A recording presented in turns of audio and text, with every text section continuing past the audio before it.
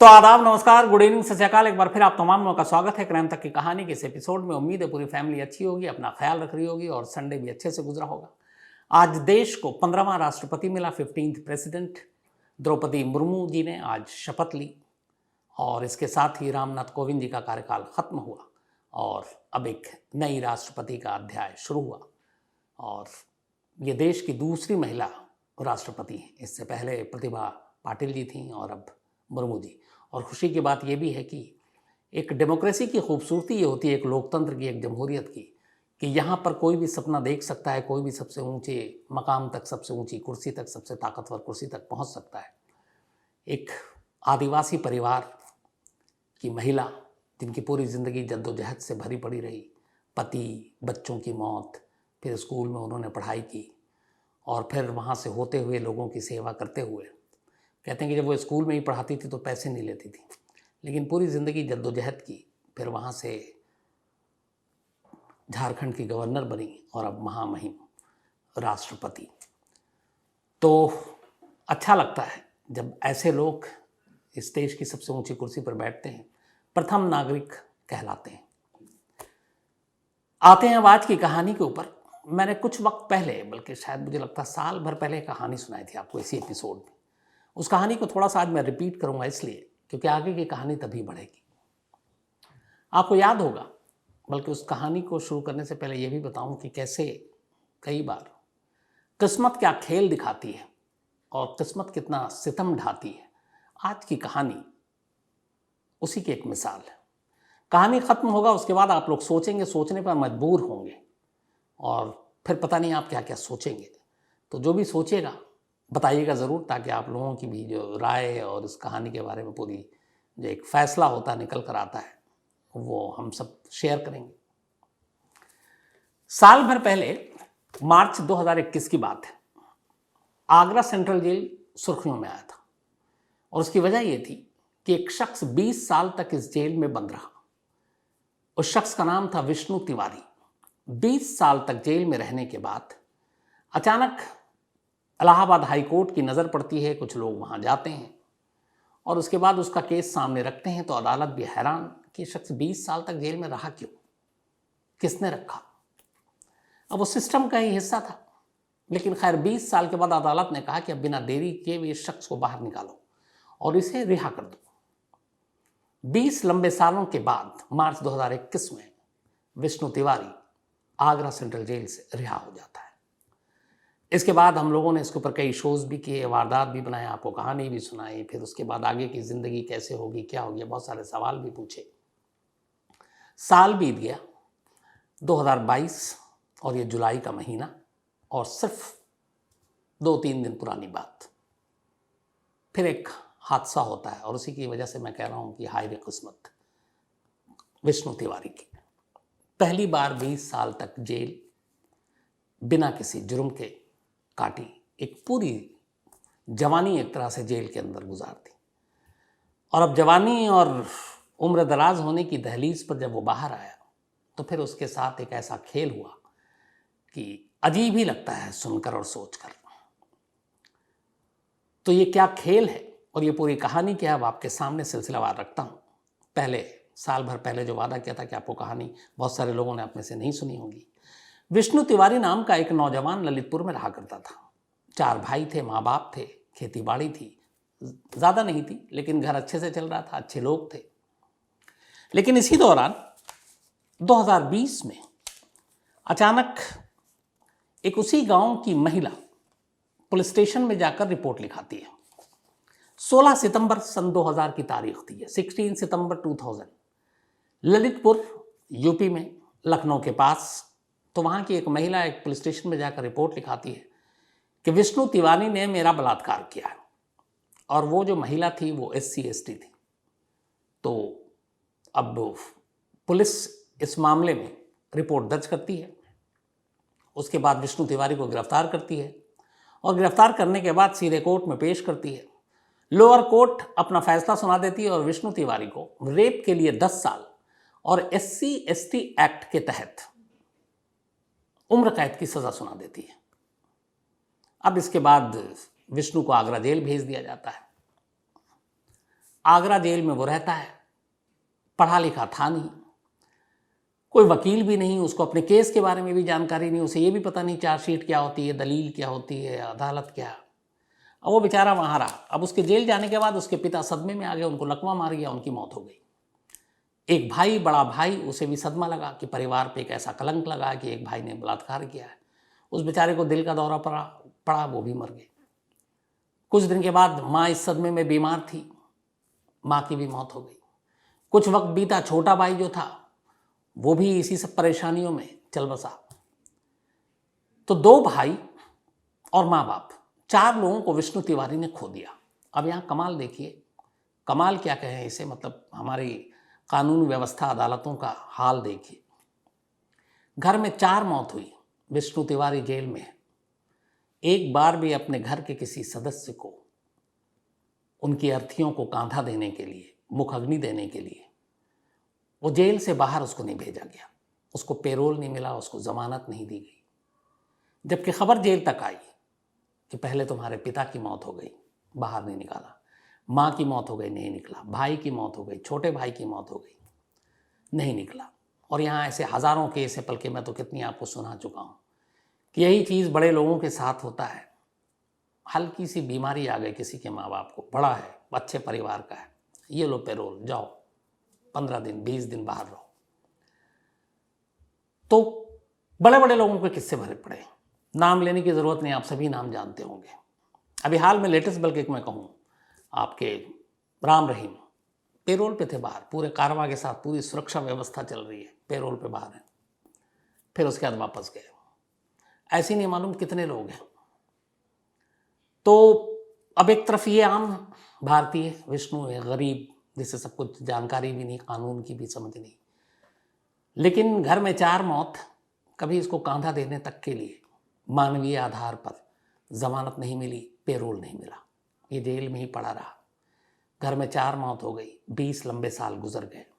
इस दौरान में किसी की नज़र पड़ी, एक आगरा जेल के ही शरीफ जेलर आए, कोई इंसान को शायद वो समझते थे, उनके अंदर भी एक मानवीय पहलू था। तो कैदियों के बारे में सारी जानकारी लेते लेते उन्हें पता चला कि एक विष्णु तिवारी नाम का भी कैदी है। उन्होंने उसकी फ़ाइल मंगाई, तो एक तो आधी कहानी गायब फाइल में। पता चला कि 2000 में एक महिला का रेप का इल्ज़ाम था, 10 साल की उसमें सज़ा हुई, SC/ST एक्ट में उम्र कैद, और ये यहाँ पड़ा हुआ है। और अभी लोअर कोर्ट का फैसला है, 20 साल हो गए, अभी इलाहाबाद हाई कोर्ट, यानी कि हाई कोर्ट का फैसला आना नहीं है। अब सोचिए कि 20 साल, 4 साल तो चलिए लोअर कोर्ट का फैसला है, 16 साल बिना मुकदमे के वो अब जेल में है। उन जेलर साहब ने उसके केस की फाइल वाइल निकलवाई, फिर किसी को बताया, फिर किसी को वकील सामने आए, उन्होंने इलाहाबाद हाई कोर्ट में अर्जी दाखिल की, इलाहाबाद हाई कोर्ट की नज़र पड़ी, कोर्ट हैरान कि लगी ये क्या तमाशा है। एक शख्स है जिसके ऊपर एक तो आधा अधूरा, जब पूरी केस स्टडी की गई तो वहाँ से कहानी शुरू हुई। पता चला कि 16 सितंबर 2000 को जब विष्णु तिवारी के खिलाफ इल्ज़ाम लगाया गया, तो उस गाँव की एक महिला ने इल्ज़ाम लगाया था। जब पुलिस की पूरी डायरी वायरी निकली तो पता चला कि 16 सितंबर को उसने ये रिपोर्ट थाने में लिखाई, लेकिन इंसिडेंट जो बताया वो बताया 13 सितंबर का, 3 दिन पहले का। इल्ज़ाम यह था कि 13 सितंबर को विष्णु तिवारी ने दोपहर के 2 बजे, वो खेत जा रही थी, अकेला पाकर उसको पकड़ा और उसके साथ ज़बरदस्ती की, 13 सितंबर को। अब उसके बाद उसमें है कि 14 सितंबर को उसने अपनी ये बात ससुर को बताई, पति को भी नहीं बता रही है। ससुर ने सुना 14 को, वो भी खामोश, 15 भी बीत गया। 16 तारीख को अब ये महिला खुद थाने जाती है और विष्णु तिवारी के खिलाफ रिपोर्ट लिखा देती है। कोई और नहीं है, न ससुर है न पति है, महिला अकेले गई। 3 दिन पहले बलात्कार हुआ, 2 दिन पहले ससुर को बताया, पति को बताया नहीं, और 3 दिन बाद पुलिस में रिपोर्ट लिखाई। पुलिस ने भी आनन फानन में महिला की रिपोर्ट के आधार पर रेप का मुकदमा दर्ज कर लिया विष्णु तिवारी को। और उस महिला ने अपने पूरे FIR में कहीं नहीं लिखा कि उसने उसकी जाति को लेकर कोई गाली गलौज की या उसको बुरा भला कहा। SC/ST एक्ट, जाति सूचक बयान देना, किसी के बारे में अपशब्द बोलना किसी जाति को लेकर, तब ये धारा लगती है।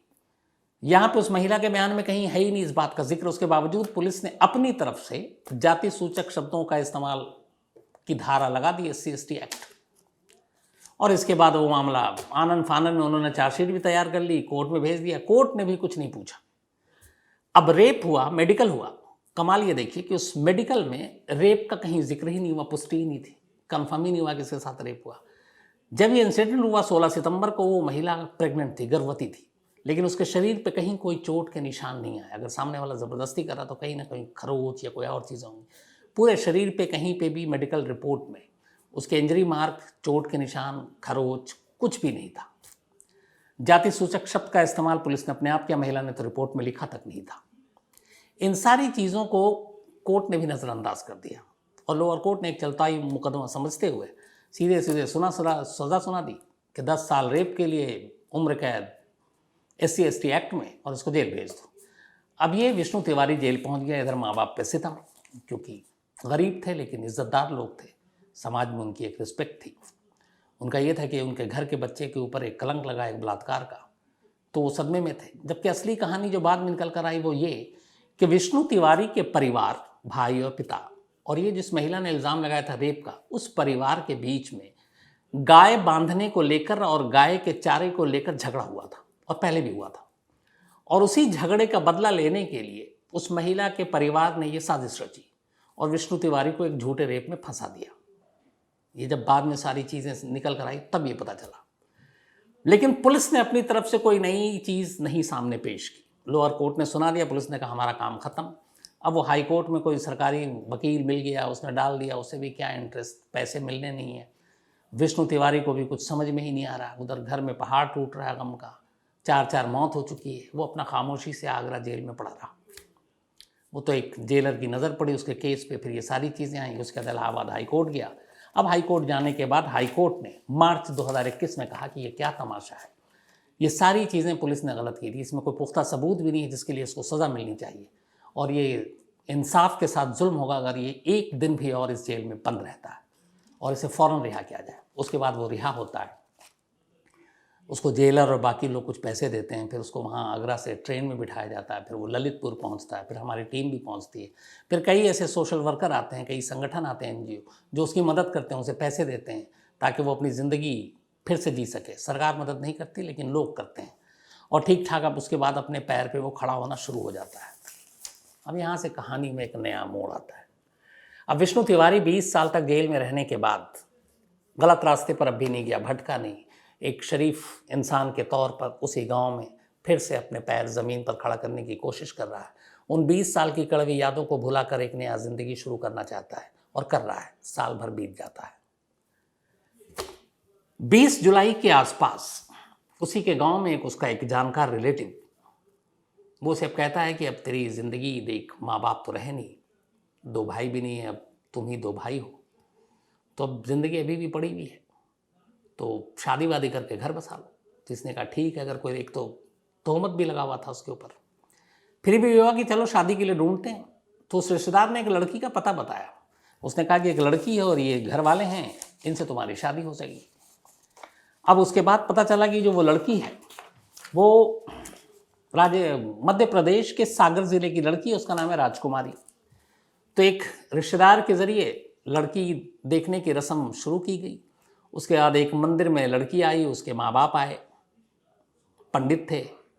पहले इसने फ़ोटो देखा, रिश्तेदार ने इसको फ़ोटो दिखाया, विष्णु ने फ़ोटो देखकर पसंद कर लिया। उसके बाद अब रिश्ते की बात चली, मंदिर में सब कुछ तय हुआ। लेकिन उन्होंने ये कहा कि कई जगह पे रिवाज भी है कि देखो लड़की को शादी का खर्चा भी तुमको देना पड़ेगा, तो खर्चा जो आएगा तो करीब 1 लाख रुपए। लोगों ने बहुत मदद की, विष्णु ने भी अपनी मेहनत की, और इसने ठीक ठाक पैसे भी जोड़ लिए थे पिछले 1 सालों में। इसने कहा ठीक है, घर तो बसाना है, तो 1 लाख रुपए ये लड़की के घर वालों को देने को तैयार हो गया। आज भी हमारे देश में बहुत सारे ऐसे जगह हैं, ऐसे इलाके हैं, ऐसी रस्में हैं जहाँ लड़की वालों को आपको पैसे देने पड़ते हैं, वरना ज़्यादातर तो दहेज की बीमारी है कि लड़के ही लेते हैं, लालची दूल्हे। तो खैर 1 लाख रुपए इसने दे दिए। उसके बाद 22 जुलाई को एक मंदिर में धार्मिक रीति रिवाज के साथ विष्णु तिवारी की शादी हुई। लड़की के माँ बाप, पंडित सभी कोई थे।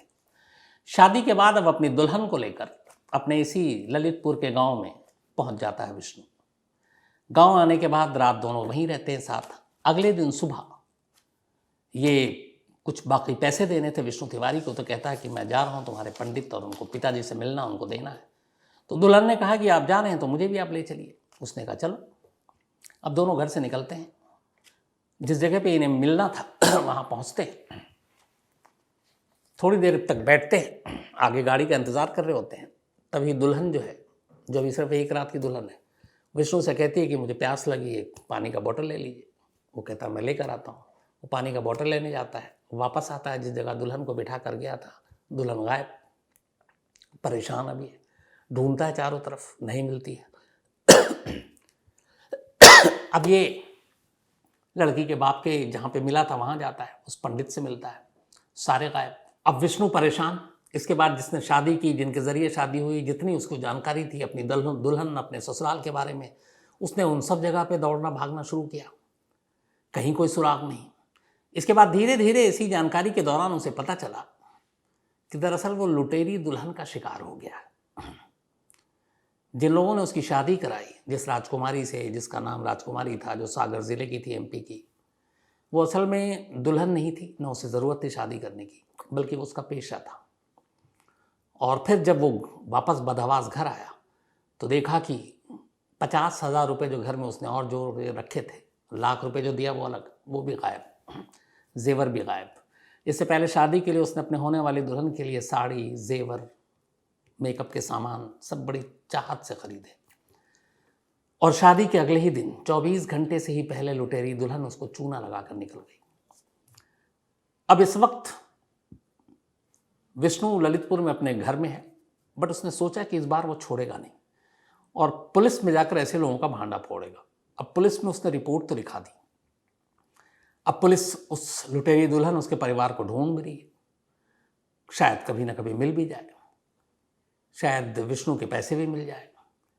लेकिन किस्मत का खेल यही जो मैंने शुरू में कहा कि देखिए, एक शख्स बिना कसूर के, बिना किसी जुर्म के 20 लंबे सालों तक जेल में रहा।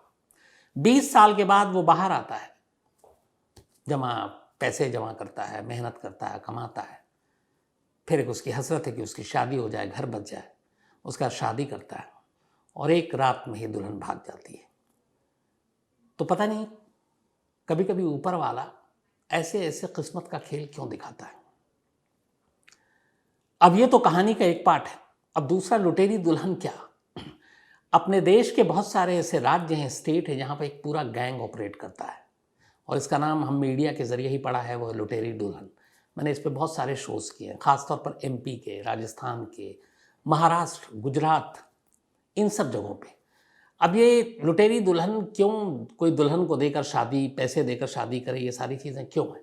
तो इसके पीछे ये कि बहुत सारी ऐसी वजह होती हैं कई बार कि लोगों की शादियाँ नहीं होती, ख़ासतौर पर जैसे पुरुष हैं, उम्र बढ़ गई, वक्त पे शादी नहीं हुई, उम्र निकल रही है, तो कोई अपनी लड़की देता नहीं है। तो फिर ये क्या करते हैं, कहते हैं कि चलो यार कहीं ऐसी जगह पे कोई जो दलाल बीच में होते हैं, मैरिज शादी कराने वाले, उनको पकड़ते हैं। तो वो कहते हैं हाँ लड़की तो है पर पैसे देने पड़ेंगे। तो कई जगह पे ये प्रथा, ये एक रस्म चल पड़ी है, तो भैया पैसे भी दो, फिर लड़की लो, शादी करो। तो ये एक पूरा फिर बाद में गैंग काम करने लगा। वो ख़ास तौर पर अपने दलाल और बाकी लोगों के ज़रिए पहले ये पता करते हैं कहाँ कहाँ पे ऐसे कौन कौन से लोग हैं जो शादी की, जिनको ज़रूरत है, उम्र हो चुकी है। फिर वो जाल फेंकते हैं किसी बिचौलिए, किसी दलाल के ज़रिए पता करवा कर कि इसको शादी की हसरत है, इसको शादी करनी है। फिर वो एक लड़की का इंतज़ाम करते जो उनके गैंग में होती है। फिर नकली माँ बाप बनते हैं, भाई बनते हैं, नकली पंडित होता है। फिर उसके बाद सारी बातचीत होती है। कई बार अब ये व्हाट्सएप से भी ऑपरेट करते हैं। फिर उसका सारे रिश्ते की बात होती है, लेन देन की बात होती है। फिर बाकायदा शादी होती है, 7 फेरे होते हैं। लेकिन दुल्हन के वो एक साफ हुक्म होता है कि तेरे पास सिर्फ 1 रात और 24 घंटे हैं वहाँ से भागने की। सपोज़ आज रात शादी हुई है, आज अगर, तो बस रात भर ही दूल्हे के साथ है, अगले दिन उसे रफू चक्कर होना ही होना है, सारे सामान के साथ, पैसों के साथ, जेवर के साथ। अब इसमें दूसरी मुश्किल, जितने भी पुलिस है, पुलिस वालों का कहना है कि उन्हें दिक्कत ये आती है, ऐसे गैंग ऑपरेट तो बड़े पैमाने पर कर रहे हैं, लेकिन पकड़ने में इन्हें क्यों मुश्किल आती है, उसकी एक वजह है। जितने भी दूल्हे हैं जो ऐसे लुटते हैं, लुटेरी दुल्हन के हाथों शिकार होते हैं, उनमें से 90% से ज़्यादा पुलिस के पास जाते ही नहीं है कंप्लेंट कराने के लिए, क्योंकि उन्हें शर्म महसूस होती है। उन्हें लगता है कि एक तो शादी के नाम पे ठग गए, मेरी दुल्हन भाग गई, लूट के भाग गई, अब मैं बताऊं दोस्त यार रिश्तेदार क्या करेंगे, हंसेंगे मुझ पर उल्टा ही। तो इन बातों को वो पचा लेते हैं कि चलो हटाओ, थोड़े से पैसे ही तो गए, बेवकूफ़ी तो बना, कम से कम ये बात किसी को पता ना चले कि हम ठगे गए हैं। तो पुलिस का कहना है कि इसी वजह से लोग सामने नहीं आते और ये गैंग बड़े खुले तौर पर अपने इस ऑपरेशन को अंजाम देता रहता है। ऐसे कई लड़कियां पकड़ाई हैं जिन्होंने 30-30 शादियां कर ली इस लुटेरी दुल्हन के नाम पर। रात भर रहीं, गहने पे हाथ मारा, पैसों पे हाथ मारा, निकल गए। और ये लोग अपना इलाका बदलते रहते हैं, कभी भी एक जगह पे टिक के नहीं रहते, क्योंकि जाहिर सी बात है अगर टिकेंगे तो फिर कई दूल्हे इनके पीछे पड़ जाएंगे जो इनके साथ आए हुए या मारे हैं। तो ये अपना ठिकाना इलाका सब बदलते रहते हैं। तो ऐसी एक लुटेरी दुल्हन का शिकार विष्णु तिवारी हुआ, पर मेरी दुआ यही है कि वो फ्रॉड दुल्हन ज़रूर पकड़ी जाए और विष्णु की जो मेहनत के पैसे हैं वो उसे वापस आए। और ये भी दुआ है कि उसने इतना कुछ इस दुनिया में एक ही जन्म में देख लिया कि ऊपर वाला उसे वाकई एक अच्छी शरीफ दुल्हन दे जिसके सहारे वो अपनी पूरी ज़िंदगी काट सके। तो कहानी तो इतना ही, लेकिन आज अपने सिलसिले को आगे बढ़ाते हैं। आज आसिम हमारी टीम में, मोहम्मद आसिम, उसका आज जन्मदिन है और पूरी टीम अभी जब मैं आपको कहानी सुना रहा हूँ सब केक काटने गए हुए हैं। तो हैप्पी बर्थडे आसिम, हमेशा अच्छे रहो, खुश रहो, खूब मेहनत करो, खूब नाम कमाओ, शोहरत कमाओ, दौलत कमाओ और तुम्हारी भी जल्दी शादी हो जाए, यही दुआ है, ताकि हम लोगों को दावत खाने को मिले। इसके अलावा अमित मेहता का आज जन्मदिन है, तो हैप्पी बर्थडे अमित साहब। सुब्रदीप रुद्र, इनका भी आज जन्मदिन है, तो हैप्पी बर्थडे सुब्रदीप रुद्र साहब। और अपर्णा घोष जी ने भेजा, उनके हस्बैंड हैं ये। इसके अलावा आनंद कुमार दास देवघर से हैं, अभी हाल में वहाँ पे एयरपोर्ट का उद्घाटन भी हुआ है, तो हैप्पी बर्थडे आनंद जी। इसके अलावा कृपांशु कुमार, इनका भी आज जन्मदिन है, हैप्पी बर्थडे कृपांशु। और श्याम किशोर ने भेजा है। इसके अलावा किरतपाल सिंह जालौर से, इनका भी जन्मदिन है, हैप्पी बर्थडे किरतपाल जी। रेणु पांडे जी का भी जन्मदिन है, तो हैप्पी बर्थडे रेणु जी। और दीपक पांडे जी ने भेजा है। रुद्र का भी आज जन्मदिन है, तो हैप्पी बर्थडे रुद्र। और गौतम सिंह ने भेजा है महसाणा से, इनके बेटे हैं ये। इसके अलावा रौनक खांडेलवाल, इनका भी जन्मदिन है आज, तो हैप्पी बर्थडे रौनक साहब। और इनके दोस्त तरुण वैष्णव, उन्होंने भेजा है। सागर भाई ठक्कर का भी जन्मदिन है आज, तो हैप्पी बर्थडे सागर साहब। और विजय सेरवा ने भेजा है, सेवरा ने बल्कि। और सादत एंड फाइजा, दोनों जुड़वा भाई बहन हैं, फैज़ा बल्कि, तो इन दोनों का भी आज जन्मदिन है, तुम दोनों को बहुत बहुत बधाई, खुश रहो। और कादिर अली ने भेजा है। इसके अलावा राजन कुमार का भी जन्मदिन है, तो हैप्पी बर्थडे राजन साहब। साथ ही पसांग दोरजी अरुणाचल प्रदेश से हैं ये, थैंक यू सो मच बेल लिखने के लिए पसांग। और ये अरुणाचल के ही एक सीएम दो खलीखो पुल, इनकी डेथ की मिस्ट्री की कहानी सुनना चाहते हैं, तो पसांग साहब मैं वादा है जल्दी आपको सुनाऊंगा। रितु कुमारी हैं, इन्होंने लिखा कि आप इतने तक कभी आपसे पुलिस ने किसी इन्वेस्टिगेशन में मदद मांगी है? तो रितु जी वैसे ऑफिशियली तो नहीं, लेकिन हाँ कई बार हमारी पुलिस की दोस्ती होती है तो कुछ ऐसे केसेस होते हैं जिस पे हम लोग उनकी खिंचाई करते हैं या कहते हैं कि इस तरह से पुलिस ने लापरवाही की, यहाँ पे उनके इन्वेस्टिगेशन की लापरवाही थी। जैसे अभी आज ही का केस सुना रहा था मैं, मेडिकल रिपोर्ट तक सही नहीं थी। तो ऐसे दोस्ती में या उसकी भी कभी कभी वो पूछ लेते हैं कि इसमें, या कोई ऐसा केस के बारे में भी डिस्कस होती है तो बात करते हैं कि आखिर वो केस किस पॉइंट पे सुलझा था। तो ऐसा है, लेकिन ऑफिशियली की हेल्प करें ऐसा तो नहीं हुआ। और मुझे लगता है पुलिस सक्षम है केस को किसी भी सॉल्व करने में, अगर वो ईमानदारी से अपने ऊपर आ जाए। हार्दिक सोनी हैं, इसके अलावा चंद्रिका पोरिया जी हैं गुजरात से, thank you so much mail लिखने के लिए। देवानंद पटेल हैं। और गोल्डी बराड़ कब तक भारत लाया जाएगा ये कह नहीं सकते अभी। ओम प्रकाश धयावा हैं, और इन्होंने कहा कि राजस्थान में जो आटा साटा प्रथा है वाकई वो बहुत सारे लोगों के लिए मुसीबत भी बन गया है। पंकज कुमार एक कहानी की फरमाइश की है। संतराम मीना जी ने एक स्टोरी की फरमाइश की है। इसके अलावा Deshraj Meena ji, thank you so much आपके मेल के लिए। और नरेंद्र साहब ललित माकन की कहानी सुनना चाहते हैं, जो मैं ऑलरेडी सुना चुका हूँ, ऐसी कहानी की लिस्ट में मिल जाएगी। तो आज कहानी में इतना ही। अब आपसे मुलाकात होगी कल रात 9 बजे किसी नई कहानी के साथ। तब तक अपना ख्याल रखिएगा। Thank you very much.